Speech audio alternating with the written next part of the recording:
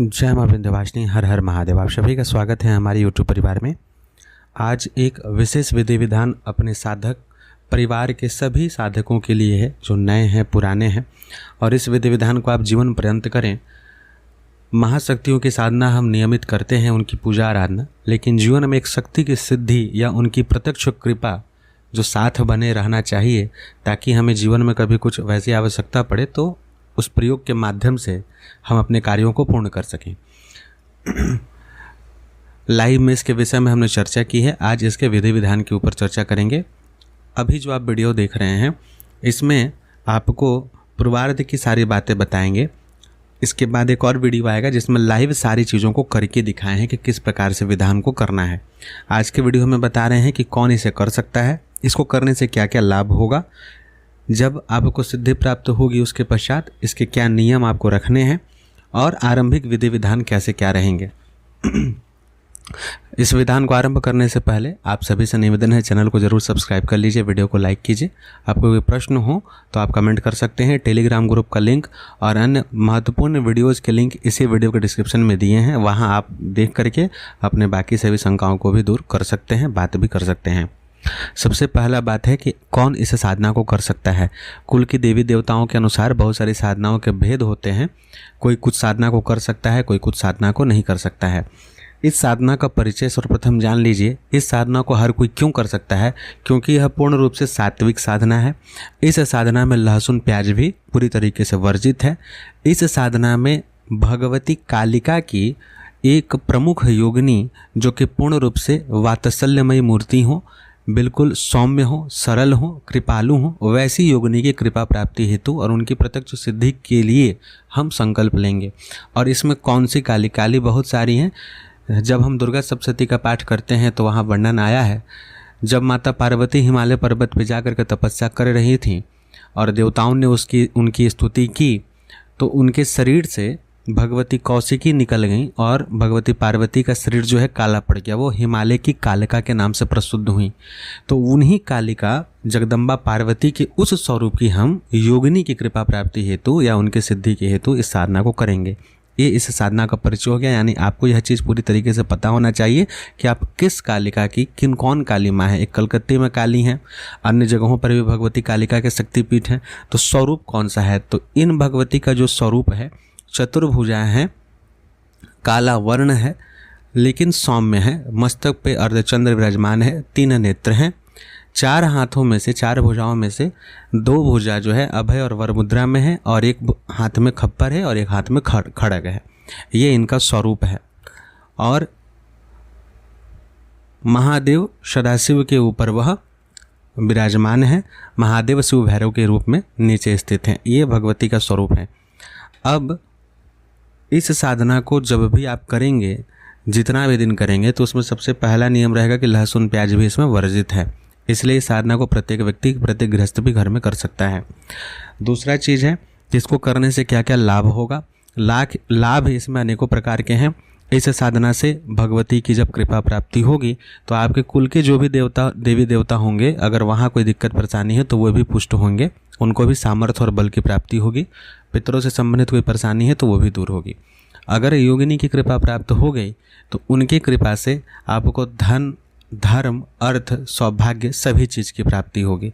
लेकिन सभी धर्मानुकूल होना चाहिए। कोई भी गलत कार्य आप करेंगे तो उसमें आपका अपना स्वतः विनाश होगा, उसके जिम्मेदार आप होंगे। तीसरी बात है कि इस साधना को करने के लिए आपको यह भी जान लेना आवश्यक है कि योगिनी जो सिद्ध होने वाली हैं वो किस प्रकार की योगिनी हैं। देखिए, जितने भी आप तंत्र ग्रंथ और या फिर आप कहीं सुनते पढ़ते देखते हैं कि योगिनी आती हैं तो इस प्रकार के कार्य करती हैं, या बहुत प्रत्यक्ष होती हैं तो बहुत ज़्यादा तीव्रतम उनका स्वरूप होता है। ये आपके साधना के ऊपर निर्भर करेगा। और चूंकि हम लोग एक सरल साधना करने जा रहे हैं, सौम्य साधना करने जा रहे हैं, तो यहाँ पे हम आगे विधान बताएंगे किस प्रकार से आमंत्रण देना है इसी वीडियो में, आज के वीडियो में।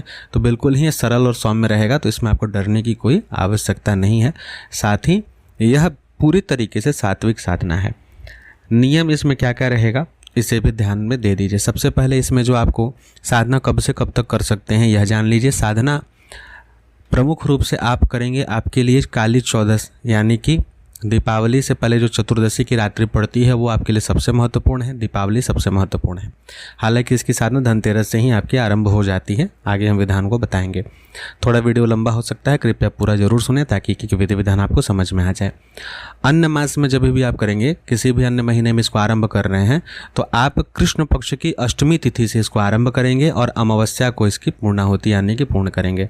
और इस साधना को आपको बार बार करना चाहिए। अगर संभव हो तो 12 महीने इस साधना को अष्टमी से चतुर्दशी अमावस्या तिथि तक करना चाहिए। और दीपावली के समय में जब करना है तो दीपावली के समय में आपको धनतेरस से आरंभ करके या चतुर्दशी से आरंभ करके कम से कम 5 दिन या 11 दिन का साधना पहले कर लेना चाहिए।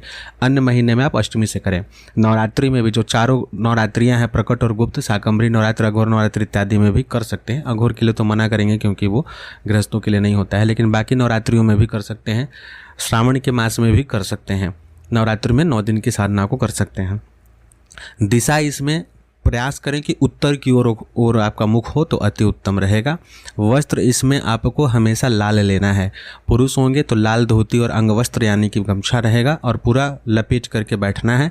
दूसरा चीज़ है कि स्त्रियां अगर इस साधना को कर रही हैं बिल्कुल कर सकती हैं, चाहे वो कुंवारी हो या विवाहित हो, लेकिन इसमें आपको भी प्रयास करना है कि आप साड़ी ही पहनेंगे। लाल रंग की साड़ी आपको पहन के करना है। अगर बिना सिला हुआ वस्त्र पूरा शरीर ऊपर से नीचे तक रहे तो अति उत्तम है, तो आप पूरा साड़ी ही शरीर में लपेट लें। बहुत अगर आपको अनकंफर्टेबल हो तो आप लाल रंग का चादर, शॉल जो है उसको भी सर के ऊपर मतलब ऊपर के कंधे के ऊपर रख करके ढक सकती हैं अपने शरीर को अच्छे प्रकार से।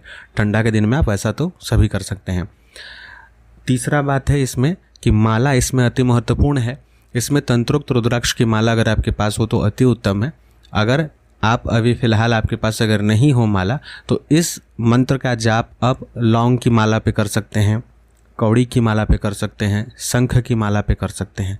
सबसे सर्वश्रेष्ठ होता है रुद्राक्ष की माला, तंत्रोक्त रुद्राक्ष, जो कि 9 मुखी भैरवी रुद्राक्ष हो। भैरव रुद्राक्ष नहीं चाहिए, इसमें भैरवी रुद्राक्ष की माला लगती है। और लाल रंग का गोमुखी। अगर आपके पास ये कोई व्यवस्था ना बने तो फिलहाल जो है आरंभिक साधना आपको शुरू कर देनी है जब भी आपकी इच्छा हो। बाद में आप संपर्क करके इन विषय को, माला के विषय में जान करके और आगे का सारा जो विशेष विधि विधान होगा वो आप जान सकते हैं। तो फिलहाल जो है आप कम से कम पंचमुखी माला की, रुद्राक्ष की माला जो है उसका विधि विधान से पूरा प्राण प्रतिष्ठा इत्यादि करके फिर उसका प्रयोग करेंगे। तो प्राण प्रतिष्ठा करने की विधि भी चैनल पे दी गई है। आप माला प्राण प्रतिष्ठा, जब माला प्राण प्रतिष्ठा गृहस्थ तंत्र ऐसा लिख के सर्च करेंगे यूट्यूब में तो आ जाएगा वीडियो। उसको देख करके आप स्वयं से प्रतिष्ठा कर सकते हैं। अगर प्रतिष्ठा ना कर पाएँ तो कच्चे गाय का कच्चा दूध जो है उससे माला को कम से कम 5 बार या 7 बार स्नान करा दीजिए, भगवती का नाम लेते हुए, महादेव का नाम लेते हुए। उससे भी वो शुद्ध हो जाएगा, उतना चलेगा कम से कम। इतना आपको कर लेना चाहिए। ये सारी आरंभिक वस्तुएँ हो गई, चीज़ें हो गई। आसन भी आपको लाल ऊन का रखना है तो सर्वश्रेष्ठ रहेगा, या लाल कंबल का आसन आपको रखना चाहिए। आगे भगवती कालिका की एक मूर्ति, जैसा हम स्वरूप बताए हैं वैसा ही मूर्ति हो तो सर्वश्रेष्ठ है, या फ़ोटो भी रखेंगे तो वैसा ही फ़ोटो। अगर फ़ोटो और मूर्ति नहीं रखते हैं तो भी कोई बात नहीं, लेकिन मूर्ति की आवश्यकता इसमें आपको पड़ेगी या फ़ोटो की आवश्यकता पड़ेगी। उसमें वैसा ही स्वरूप लेना है भगवती का, जिसमें कि वो एक बात का विशेष रूप से ध्यान रखेंगे कि आशीर्वाद वाली मुद्रा वाली जो है या फिर दक्षिणेश्वरी कालिका की जो फोटो है वो आप रख सकते हैं। दक्षिणा कालिका चलेंगे। और दक्षिणा कालिका है, आद्य कालिका है, आदि काली हैं, आद्य शक्ति हैं। तो ये हो गया आरंभिक सारे स्वरूप। अब है इसमें कि आरंभिक विधि इसमें किस प्रकार से रहेगी। तो जैसे कि मैंने बताया कि हर महीने में आप अष्टमी से अमावस्या तक की साधना करेंगे कृष्ण पक्ष में, और ऐसे आप कर रहे हैं दीपावली के समय में, धनतेरस से, होली इत्यादि के समय में भी, या ग्रहण जब भी लगेगा तो जो मंत्र इस साधना में बताया जाएगा उस मंत्र का अधिकाधिक जप करना है। पूरे ग्रहण काल में जप करना है। ग्रहण काल का अर्थ हुआ जब से शुरू होने वाला है तब से लेकर के जब तक छूटे ना तब तक।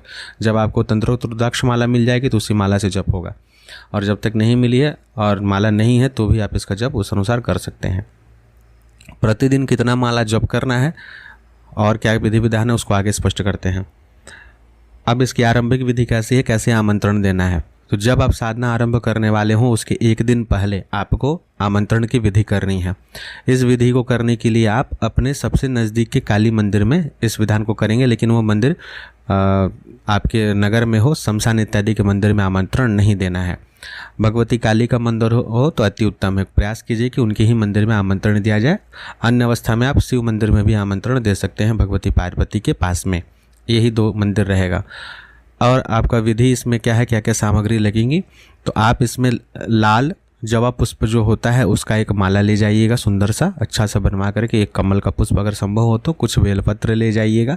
साथ में मिठाई, 5 रंग की मिठाई अगर हो जाए तो बहुत अच्छा है। एक चुनरी, एक गमछा, ठीक है, पान, सुपारी, अक्षत, इन सभी चीज़ों को लेकर के आप मंदिर जाएंगे सुबह के समय में, और इसको एक थाल में सजा लीजिएगा। अगर ना हो तो पत्ते वाला जो पत्तल मिलता है ना, पत्ते का बना हुआ थाली, वह भी लेते जाइए। उस पर सभी चीज़ों को अच्छे से सजा लीजिए, देखने में सुंदर लगे। गुलाब का इत्र संभव हो तो उसे भी ले लीजिए। कुछ दक्षिणा उस पर रख लीजिए मंदिर में जाके, और 2 दीपक लेकर के जाना है। दोनों दीपक घी का रहेगा। पहले दीपक प्रज्वलित कर देंगे, उसके पश्चात सारी सामग्री को हाथ में लेकर के भगवती से प्रार्थना करेंगे कि हे जगदम्बा, हे माँ पार्वती, हे माँ कालिका, हिमालय में वास करने वाली जगदम्बा, मैं आज अपना नाम गोत्र इत्यादि लेते हुए कि आपको निमंत्रण देने आया हूँ या आई हूँ। देखिए एक बात और ध्यान रखेंगे, स्त्रियाँ चाहे आप कुमारी हों या विवाहित हों, और ख़ास करके तो जो यंग जनरेशन की लड़कियां हैं, साधना करने जा रही हैं, जींस टॉप पहन के मत चल जाइएगा आमंत्रण देने। सूट होना चाहिए, कम से कम सलवार सूट हो, लाल रंग का दुपट्टा हो, लाल रंग के वस्त्र पहन के ही जाएंगे। स्त्रियां, आप लोग सभी जो इतनी माताएं बहनें हैं वो सभी जो है साड़ी पहन के जाएँ। सर पे पल्लू रख करके आमंत्रण दिया जाता है, बिना सर पे पल्लू रखे स्टाइल मार के आमंत्रण मत दीजिएगा।